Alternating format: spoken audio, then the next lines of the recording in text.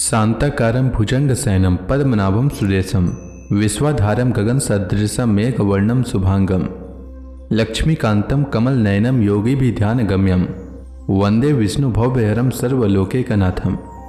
मंगलम भगवान विष्णु मंगलम गरुड़ध्वज मंगलम पुंडरीकाक्ष मंगलाय तनोहरि। ओम नमो भगवते वासुदेवाय। आज का दिन आप सभी के लिए मंगलमय हो। हिंदू धर्म में एकादशी तिथि का विशेष महत्व होता है। यह दिन जगत के पालनहार भगवान विष्णु को समर्पित होता है। इस दिन झूठ नहीं बोलना चाहिए, किसी की निंदा नहीं करनी चाहिए तथा मांस मदिरा का बिल्कुल भी सेवन नहीं करना चाहिए। एकादशी के दिन पेड़ के पत्तों को भी तोड़ना नहीं चाहिए। इसके अलावा एकादशी के दिन बाल नाखून नहीं काटना चाहिए। एकादशी तिथि हर महीने में 2 बार पड़ती है, एक शुक्ल पक्ष में और दूसरा कृष्ण पक्ष में। अभी आषाढ़ का महीना चल रहा है और इस महीने के कृष्ण पक्ष की एकादशी को योगिनी एकादशी के नाम से जाना जाता है। आइए सुनते हैं योगिनी एकादशी व्रत की कथा। सब धर्मों के ज्ञाता, वेद और शास्त्रों के अर्थ ज्ञान में पारंगत, सबके हृदय में रमण करने वाले श्री विष्णु के तत्व को जानने वाले तथा भगवत परायण प्रहलाद जी जब सुखपूर्वक बैठे हुए थे, उस समय उनके समीप स्वधर्म का पालन करने वाले महर्षि कुछ पूछने के लिए आए। महर्षियों ने कहा, प्रहलाद जी, आप कोई ऐसा साधन बताइए जिससे ज्ञान, ध्यान और इंद्रिय निग्रह के बिना ही अनायास भगवान विष्णु का परम पद प्राप्त हो जाता है। उनके ऐसा कहने पर संपूर्ण लोगों के हित के लिए उद्धत रहने वाले विष्णु भक्त महाभाग प्रहलाद जी ने संक्षेप में इस प्रकार कहा, महर्षियों, जो 18 पुराणों का सार से भी सारतर तत्व है, जिसे कार्तिकेय जी के पूछने पर भगवान शिव ने उन्हें बताया था, उसका वर्णन करता हूं, सुनिए। महादेव जी ने कार्तिकेय जी से कहा, जो कली में एकादशी की रात में जागरण करते समय वैष्णव शास्त्र का पाठ करता है, उसके कोटि जन्मों के किए हुए 4 प्रकार के पाप नष्ट हो जाते हैं। जो एकादशी के दिन वैष्णव शास्त्र का उपदेश करता है, उसे मेरा भक्त जानना चाहिए। जिसे एकादशी के जागरण में निद्रा नहीं आती तथा जो उत्साहपूर्वक नाचता और गाता है, वह मेरा विशेष भक्त है। मैं उसे उत्तम ज्ञान देता हूँ और भगवान विष्णु मोक्ष प्रदान करते हैं। अतः मेरे भक्त को विशेष रूप से जागरण करना चाहिए। जो भगवान विष्णु से वैर करते हैं, उन्हें पाखंडी जानना चाहिए। जो एकादशी को जागरण करते और गाते हैं, उन्हें आधे निमेष में अग्निष्टोम तथा अतिरात्र यज्ञ के समान फल प्राप्त हो जाता है। जो रात्रि जागरण में बारंबार भगवान विष्णु के मुखार बिंद का दर्शन करते हैं, उनको भी वही फल प्राप्त होता है। जिनके वंश के लोग एकादशी की रात में जागरण करते हैं, वही धन्य हैं। जिन्होंने एकादशी को जागरण किया है, उन्होंने यज्ञ, दान, गया, श्राद्ध और नित्य प्रयाग स्नान कर लिया है। उन्हें सन्यासियों का पुण्य भी मिल गया और उनके द्वारा इष्टपूर्त कर्मों का भी भली भांति पालन हो गया। षडानन, भगवान विष्णु के भक्त जागरण सहित एकादशी व्रत करते हैं, इसलिए वे मुझे सदा ही विशेष प्रिय हैं। जो एकादशी की रात में भगवान विष्णु के आगे वैष्णव भक्तों के समीप गीता और विष्णु सहस्त्र नाम का पाठ करता है, वह उस परम धाम में जाता है जहां साक्षात भगवान नारायण विराजमान हैं। जो श्रीहरि के समीप जागरण करते समय रात में दीपक जलाता है, उसका पुण्य 100 कल्पों में भी नष्ट नहीं होता। जो जागरण काल में मंजरी सहित तुलसी दल से भक्ति पूर्वक भगवान श्रीहरि का पूजन करता है, उसका पुनः इस संसार में जन्म नहीं होता। स्नान, चंदन, लेप, धूप, दीप, नैवेद्य और तांबुल, यह सब जागरण काल में भगवान को समर्पित किया जाए तो उससे अक्षय पुण्य होता है। कार्तिकेय, जो भक्त मेरा ध्यान करना चाहता है, वह एकादशी की रात्रि में श्रीहरि के समीप भक्ति पूर्वक जागरण करे। एकादशी के दिन जो लोग जागरण करते हैं, उनके शरीर में इंद्र आदि देवता आकर स्थित हो जाते हैं। जो जागरण काल में महाभारत का पाठ करते हैं, वे उस परम धाम में जाते हैं जहां सन्यासी महात्मा जाया करते हैं। जो उस समय श्री रामचंद्र जी का चरित्र 10 कंठवध पढ़ते हैं, वे योग वेताओं की गति को प्राप्त होते हैं। जिन्होंने श्रीहरि के समीप जागरण किया है, उन्होंने चारों वेदों का स्वाध्याय, देवताओं का पूजन, यज्ञों का अनुष्ठान तथा सब तीर्थों में स्नान कर लिया। श्री कृष्ण से बढ़कर कोई देवता नहीं है और एकादशी व्रत के समान दूसरा कोई व्रत नहीं है। जहां भागवत शास्त्र है, भगवान विष्णु के लिए जहां जागरण किया जाता है, और जहाँ सालग्राम शिला स्थित होती है वहाँ साक्षात भगवान विष्णु उपस्थित होते हैं। योगिनी एकादशी व्रत की कथा के अनुसार धर्मराज युधिष्ठिर ने भगवान श्री कृष्ण से कहा, हे द्वारिकाधीश, मैंने ज्येष्ठ महीने के शुक्ल पक्ष की निर्जला एकादशी की कथा सुनी। अब आप कृपा करके आषाढ़ महीने की कृष्ण पक्ष की एकादशी की कथा सुनाइए। इस एकादशी का नाम तथा महात्म्य क्या है, सो आप मुझे विस्तार पूर्वक बताइए। भगवान श्री कृष्ण ने कहा, हे युधिष्ठिर, आषाढ़ माह के कृष्ण पक्ष की एकादशी का नाम योगिनी एकादशी है। इसके व्रत से सभी पाप नष्ट हो जाते हैं। यह व्रत इस लोक में भोग तथा परलोक में मुक्ति देने वाला है। हे युधिष्ठिर, यह एकादशी तीनों लोकों में प्रसिद्ध है। इसके व्रत से सभी पाप नष्ट हो जाते हैं। तुम्हें मैं पुराण में कही हुई कथा सुनाता हूँ, ध्यानपूर्वक श्रवण करो। कुबेर नाम का एक राजा अलकापुरी नाम की नगरी में राज्य करता था। वह बहुत बड़ा शिव भक्त था। उसका हेममाली नामक एक यक्ष सेवक था जो पूजा के समय फूल लाया करता था। हेममाली की विशालाक्षी नाम की अति सुंदर स्त्री थी। एक दिन वह मानसरोवर से पुष्प लेकर आया, किंतु कामासक्त होने के कारण पुष्पों को रखकर अपनी स्त्री के साथ रमण करने लगा। इस भोग विलास में दोपहर हो गई। हेममाली की राह देखते देखते जब राजा कुबेर को दोपहर हो गई, तब उसने क्रोधपूर्वक अपने सेवकों को आज्ञा दी कि तुम लोग जाकर पता लगाओ कि हेममाली अभी तक पुष्प लेकर क्यों नहीं आया। जब सेवकों ने उसका पता लगा लिया तो राजा के पास जाकर बताया, हे राजन, वह हेममाली अपनी स्त्री के साथ रमण कर रहा है। इस बात को सुन राजा कुबेर ने हेममाली को बुलाने की आज्ञा दी। डर से कांपता हुआ हेममाली राजा के सामने उपस्थित हुआ। उसे देखकर कुबेर को अत्यंत क्रोध आया और उसके होठ फड़फड़ाने लगे। राजा ने कहा, अरे अधम, तूने मेरे परम पूजनीय देवों के भी देव भगवान शिव जी का अपमान किया है। मैं तुझे शाप देता हूं कि तू स्त्री के वियोग में तड़पे और मृत्यु लोक में जाकर कोढ़ी का जीवन व्यतीत करे। कुबेर के शाप से वह तत्क्षण स्वर्ग से पृथ्वी पर आ गिरा और कोढ़ी हो गया। उसकी स्त्री भी उससे बिछड़ गई। मृत्यु लोक में आकर उसने अनेक भयंकर कष्ट भोगे, किंतु शिव की कृपा से उसकी बुद्धि मलिन न हुई और उसे पूर्व जन्म की भी स्मृति बनी रही। अनेक कष्टों को भोगता हुआ तथा अपने पूर्व जन्म के कुकर्मों को याद करता हुआ वह हिमालय पर्वत की तरफ चल पड़ा। चलते चलते वह मार्कंडेय ऋषि के आश्रम में जा पहुंचा। वह ऋषि अत्यंत वृद्ध तपस्वी थे। वह दूसरे ब्रह्मा के समान प्रतीत हो रहे थे और उनका वह आश्रम ब्रह्मा की सभा के समान शोभा दे रहा था। ऋषि को देखकर हेममाली वहां गया और उन्हें प्रणाम करके उनके चरणों में गिर पड़ा। हेममाली को देखकर मार्कंडेय ऋषि ने कहा, तूने कौन से निकृष्ट कर्म किए हैं जिससे तू कोढ़ी हुआ और भयंकर कष्ट भोग रहा है। महर्षि की बात सुनकर हेममाली बोला, हे मुनि श्रेष्ठ, मैं राजा कुबेर का अनुचर था। मेरा नाम हेममाली है। मैं प्रतिदिन मानसरोवर से फूल लाकर शिव पूजा के समय कुबेर को दिया करता था। एक दिन पत्नी सहवास के सुख में फंस जाने के कारण मुझे समय का ज्ञान ही नहीं रहा और दोपहर तक पुष्प न पहुंचा सका। तब उन्होंने मुझे शाप दिया कि तू अपनी स्त्री का वियोग और मृत्यु लोक में जाकर कोढ़ी बनकर दुख भोग। इस कारण मैं कोढ़ी हो गया हूं तथा पृथ्वी पर आकर भयंकर कष्ट भोग रहा हूं। अतः कृपा करके आप कोई ऐसा उपाय बतलाएं जिससे मेरी मुक्ति हो। मार्कंडेय ऋषि ने कहा, हे हेममाली, तूने मेरे सन्मुख सत्य वचन कहे हैं, इसलिए मैं तेरे उद्धार के लिए एक व्रत बताता हूं। यदि तू आषाढ़ माह के कृष्ण पक्ष की योगिनी नामक एकादशी का विधि पूर्वक व्रत करेगा तो तेरे सभी पाप नष्ट हो जाएंगे। ऋषि के वचन सुन हेममाली अत्यंत प्रसन्न हुआ और उनके वचनों के अनुसार योगिनी एकादशी का विधान पूर्वक व्रत किया। इस व्रत के प्रभाव से अपने पुराने स्वरूप में आ गया और अपनी स्त्री के साथ सुखपूर्वक रहने लगा। हे राजन, इस योगिनी एकादशी की कथा का फल 88,000 ब्राह्मणों को भोजन कराने के बराबर है। इसके व्रत से सभी पाप नष्ट हो जाते हैं और अंत में मोक्ष प्राप्त करके प्राणी स्वर्ग का अधिकारी बनता है। तो प्रेम से बोलिए भगवान विष्णु की जय, श्री कृष्ण भगवान की जय, समस्त देवी देवताओं की जय। एकादशी के दिन एकादशी व्रत कथा के साथ ही 11 माता की कथा भी अवश्य सुननी चाहिए। इससे व्रत का पुण्य फल प्राप्त होता है। तो आइए सुनते हैं 11 माता की कथा। एकादशी भगवान विष्णु की साक्षात शक्ति है।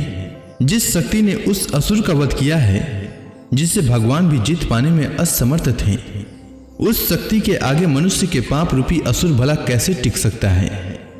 जिस शक्ति ने देवताओं के कष्ट को हरकर उन्हें सुख दिया, वह प्राणी मात्र को क्या नहीं दे सकती। सुख, समृद्धि, शांति और मोक्ष, समस्त सुख सहज ही प्राप्त हो जाते हैं। 11 माता की भक्ति में इतनी शक्ति है कि जिसके प्रभाव से मनुष्य को सहज ही सभी प्रकार के सुख प्राप्त होते हैं और अंत समय में मोक्ष की प्राप्ति होती है। 11 माता की कथा के अनुसार सतयुग में एक महाभयंकर दैत्य हुआ करता था। उसका नाम मूर था। उस दैत्य ने इंद्र आदि सभी देवताओं पर विजय प्राप्त कर उन्हें उनके पद से हटा दिया। तब इंद्र ने भगवान शंकर से प्रार्थना की, हे भोलेनाथ, हम सब देवता मूर दैत्य के अत्याचारों से दुखी होकर मृत्यु लोक में अपना जीवन व्यतीत कर रहे हैं।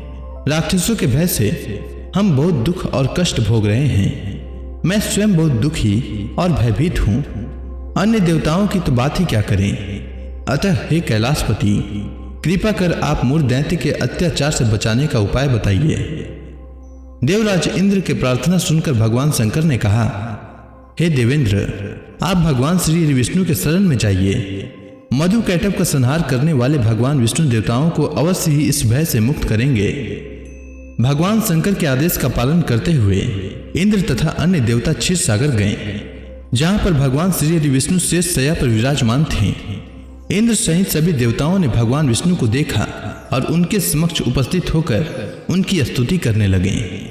वे कहने लगे, हे तीनों लोकों के स्वामी, आप स्तुति करने योग्य हैं। हम सभी देवताओं का आपको कोटि कोटि प्रणाम है। हे दैत्यों के संहारक, हम आपकी शरण में हैं, आप हमारी रक्षा करें। हे त्रिलोकपति, हम सभी देवता दैत्यों के अत्याचार से भयभीत होकर आपकी शरण में आए हैं। इस समय दैत्यों ने हमें स्वर्ग से निकाल दिया है और हम सभी देवता बड़ी ही दयनीय स्थिति में मृत्यु लोक में विचरण कर रहे हैं। अब आप ही हमारे रक्षक हैं, हमारी रक्षा करें। हे जगन्नाथ, आप हमारी रक्षा करें। देवताओं की करुण पुकार सुनकर भगवान श्री हरि विष्णु बोले, हे देवगणों, वह कौन सा दैत्य है जिसने देवताओं को जीत लिया है। आप सभी देवगण किसके भय से पृथ्वी लोक में भटक रहे हैं। क्या वह दैत्य इतना बलवान है जिसने इंद्र सहित सभी देवताओं को जीत लिया है। तुम निर्भय होकर मुझे सब हाल बताओ। भगवान विष्णु के इस स्नेहमयी वचनों को सुनकर देवेंद्र ने कहा, हे प्रभु, प्राचीन काल में ब्रह्म वंश में उत्पन्न हुआ नाड़ी जंगम नाम का एक असुर था, जिसका मूर नामक एक पुत्र है, जो चंद्रवती नामक नगरी में निवास करता है, जिसने अपने बल से मृत्यु लोक और देवलोक को जीत लिया है और सब देवताओं को देवलोक से निकालकर अपने दैत्य कुल के असुरों को इंद्र, अग्नि, यम, वरुण और चंद्रमा आदि सभी को लोकपाल बना दिया है। वह स्वयं सूर्य बनकर पृथ्वी को तापता है और स्वयं मेघ बनकर जल की वर्षा करता है। अतः आप इस बलशाली भयानक असुर का संहार करके देवताओं की रक्षा करें। देवेंद्र के मुख से ऐसे वचन सुनकर भगवान विष्णु बोले, हे देवताओं, मैं आपके शत्रु का शीघ्र ही संहार करूंगा। आप सभी इसी समय मेरे साथ चंद्रवती नगरी चलिए। देवताओं की पुकार पर भगवान विष्णु तुरंत ही उनके साथ चल दिए। उधर दैत्यराज मूर ने अपने तेज से जान लिया था कि श्री विष्णु युद्ध की इच्छा से उसकी राजधानी में आ रहे हैं। अतः अपने राक्षस योद्धाओं के साथ वह भी युद्ध भूमि में आकर गरजने लगा। देखते ही देखते युद्ध शुरू हो गया।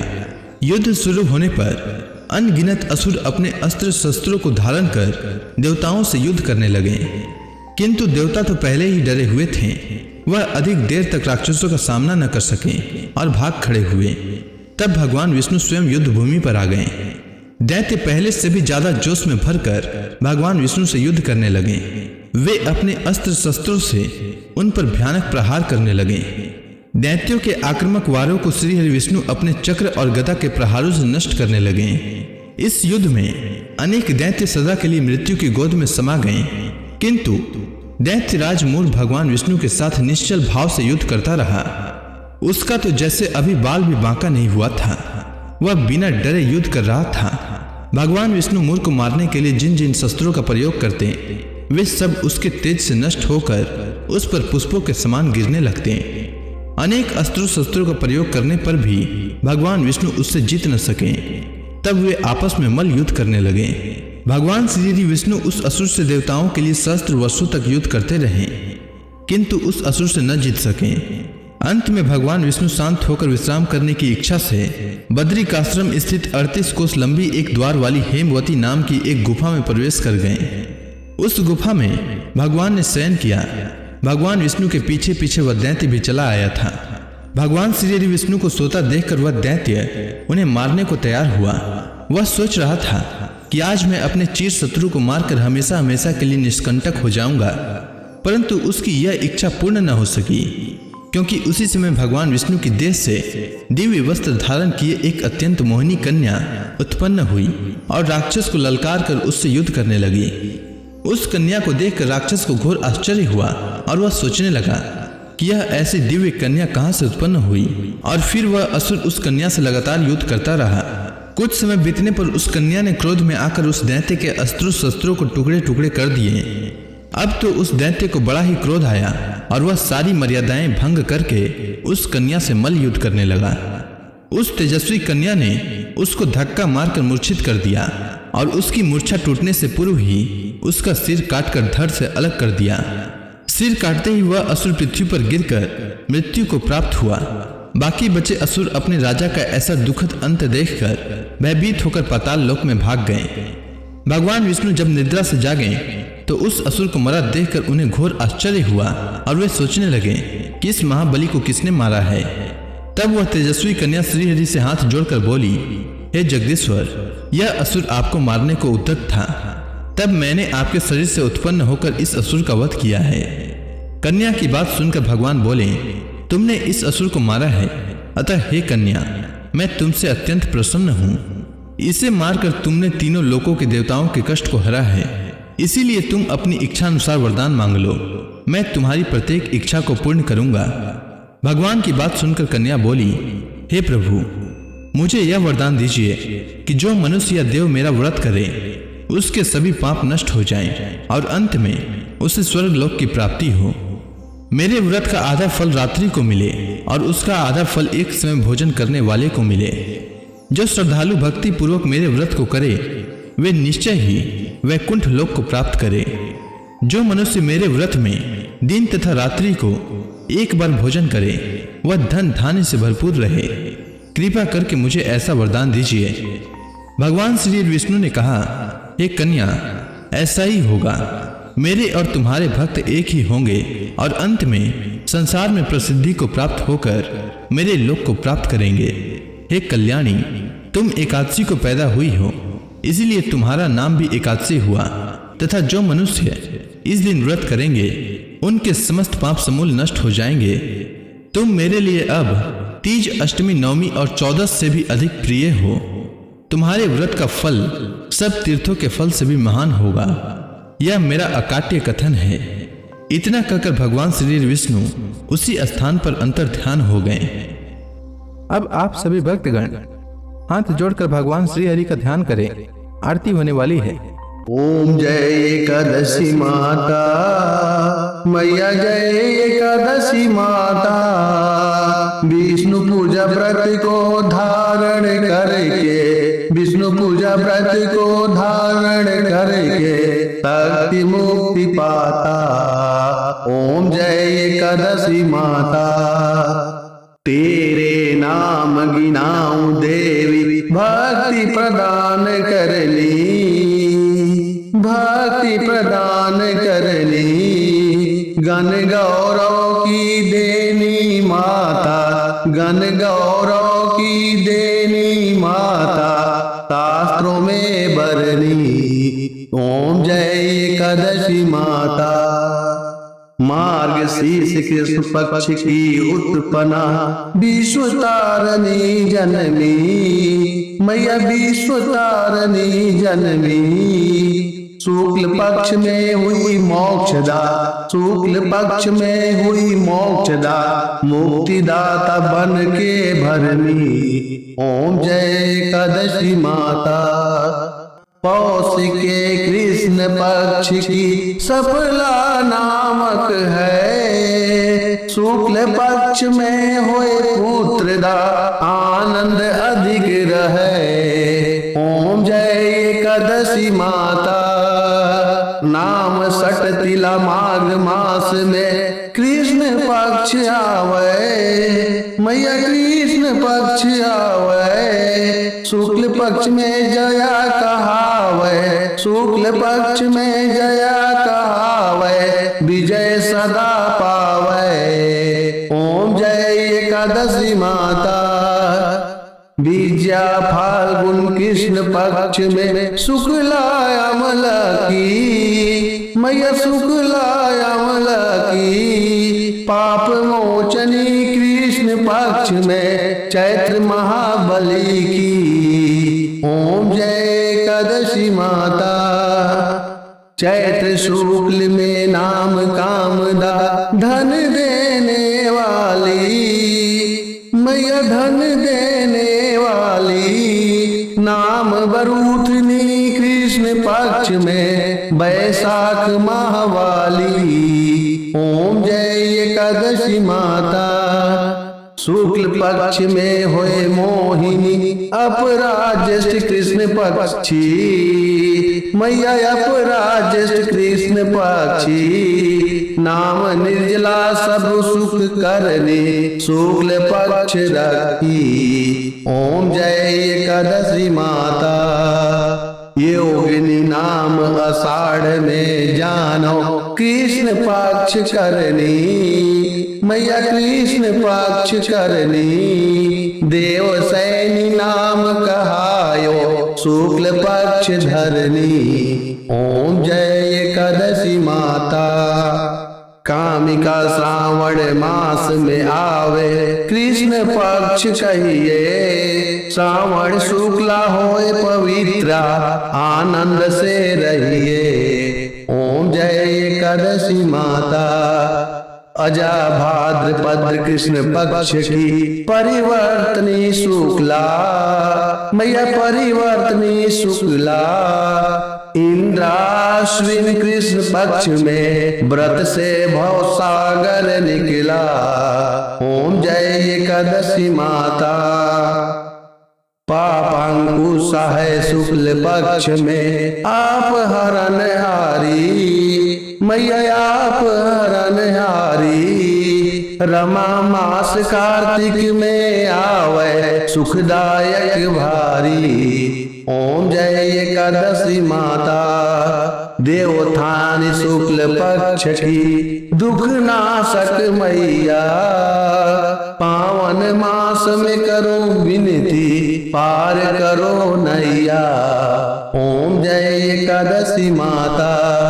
परमा कृष्ण पक्ष में होती जन मंगल करनी। मैया जन मंगल करनी। शुक्ल मास में होए पधिनी दुख दरिद्र हरनी। ओम जय एकादशी माता। जो कोई आरती एकादशी की भक्ति सहित गावे। मैया भक्ति सहित गावे। जन गुरु दिता स्वर्गवासा निश्चय वह पावे। ओम जय एकादशी माता। तो प्रेम से बोलिए विष्णु भगवान की जय। माता लक्ष्मी की जय।